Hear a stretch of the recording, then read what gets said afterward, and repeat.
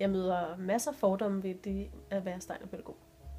Jeg er en gang imellem ude, og så tænker jeg siger ikke, at jeg er Steiner-pædagog, fordi jeg har ikke lyst til den samtale, der kommer efterfølgende.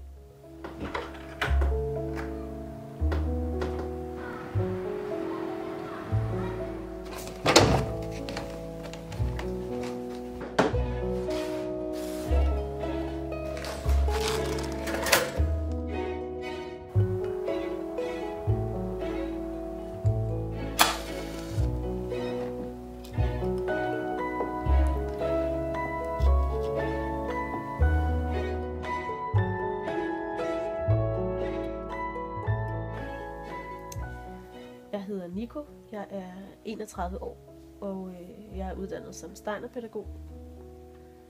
Og så arbejder jeg i Kirsebærgården, som er en integreret Steiner-institution.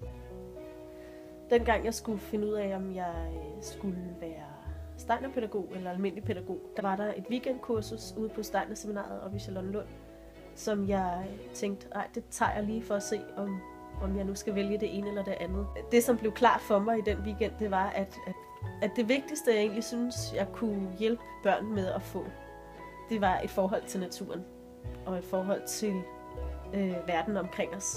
Og det synes jeg er noget af det vigtigste, som Steiner-pædagogikken giver. Og så tænker jeg, at det er det, jeg skal. Det er det, jeg skal give videre til børn, hvis jeg skal give noget. Jeg har aldrig selv arbejdet i en kommunal børnehave. Men jeg tænker, at det, der er forskellen på det kommunale pasningstilbud og en Steiner-børnehave, det er, at i en Steiner-børnehave, der er rammerne faste fra barnet kommer og til det går hjem. Og jeg tror, det giver kæmpe stor ro for børn, at de har den samme rytme hver dag. Der er ikke mulighed for, at børnene kan konkurrere med hinanden. Det vil sige, at du kan ikke få lov til at tage legetøj med som barn i børnehaven. Der er det legetøj, der er her, som alle kender. Der er mange grunde til, at vi fortæller eventyr for børn. Vi bruger det som optakt til en fest, så det vil sige, at vi bruger det som en måde at plante en stemning hos børnene. For eksempel har vi lige fejret Lanternefest, som er en fest, der handler om at tænde lys i mørket. Børnene kommer med deres forældre en fredag aften, hvor det er blevet mørkt, og så får man sin lille lanterne, der hænger for enden af en pind. Og så går vi over i Lækkersparken, hvor der også er helt mørkt, og synger og kalder på Gamle Morten. Og Gamle Morten er en mand, som de så har fået fortalt om, både gennem sange og eventyr, op til festen. Derudover så giver det også børnene en fælles referenceramme, kan man sige. Og alt, hvad børn de oplever, det tager de jo med ind i deres leg. Så når børnene får et eventyr om Gamle Morten, så kan man sagtens få at se, at de i den periode tager elementer fra eventyret med ind i deres leg og klæder sig ud som Gamle Morten.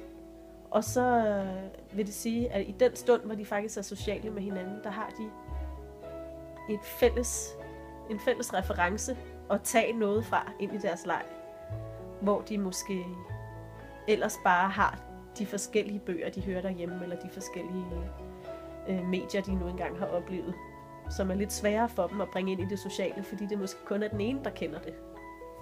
Når jeg forbereder et eventyr, som jeg skal fortælle i børnehaven, så starter jeg med at cirka 2 til 3 uger før jeg skal fortælle eventyret, begynder jeg at læse det, inden jeg går i seng om aftenen. Så begynder jeg at lære det sætning for sætning, og det gør jeg gerne ved, at jeg går frem og tilbage hjemme i min lejlighed. Og nogle gange så er det faktisk nemmere at lære en sætning, hvis jeg samtidig spiller karaktererne. Det vil sige, når Tornerose skal ligge sig ned og sove, så ligger jeg mig ned på gulvet. Og på den måde så spiller jeg det ind. Derudover er der tit nogle dukker, der skal sys. Vi laver altid bordspil til et eventyr. Og det betyder, at vi har et lille bord, og der er nogle små dukker, som man så bevæger rundt, imens man fortæller eventyret. Hvis jeg ikke skal forberede eventyr til mit arbejde, så er der ofte sangleg. For det er jo de 2 hovedelementer, som bærer vores hverdag, kan man sige. Det er eventyr og sangleg. Det er måske et helt år siden, man har haft en sang. Så man skal finde ud af, hvordan vil jeg bevæge mig til den her sang? Hvilke bevægelser? Skal det være tramp med fødderne? Skal det være, hvordan vil jeg Hvordan vil jeg med hænderne vise et træ? Og hvordan kan sanglejen passe sammen med de andre sange? Det er jo en udfordring at gøre det spændende for børnene. Så der skal være nogle udfordringer i bevægelsen og i de billeder, jeg giver dem. Til vores sanglejr, der synger vi typisk årstidsrelaterede sange, som egentlig nok ikke er nogen, der er kendt. Det er sange, hvor man enten er klædt ud. Nogle er klædt ud inde i midten vi står altid en rundkreds og synger. Eller det er sange, hvor vi skal bevæge os på en eller anden bestemt måde. Alle sange, vi laver, dem bevæger vi os til at lave, altså illustrere en fugl for eksempel. Så kommer der en fugl. Og sådan er alle sangene bygget op. For det handler om at bevæge sig. Jeg møder masser af fordomme ved det at være steinerpædagog.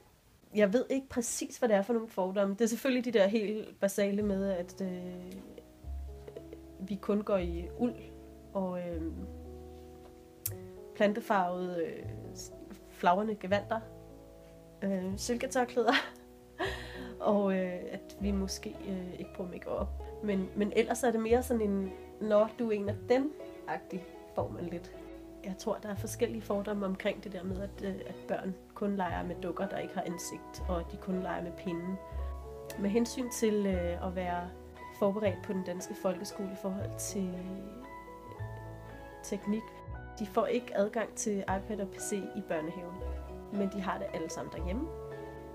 I steinerpædagogik er det en oplevelse af, at det er det, der er det vigtigste for barnet, det er at lære verden at kende gennem deres sanser. Altså det lyder meget forsimplet, men det er det, der er deres vigtigste opgave, og så skal de nok lære verden at kende intellektuelt, når de starter i skole.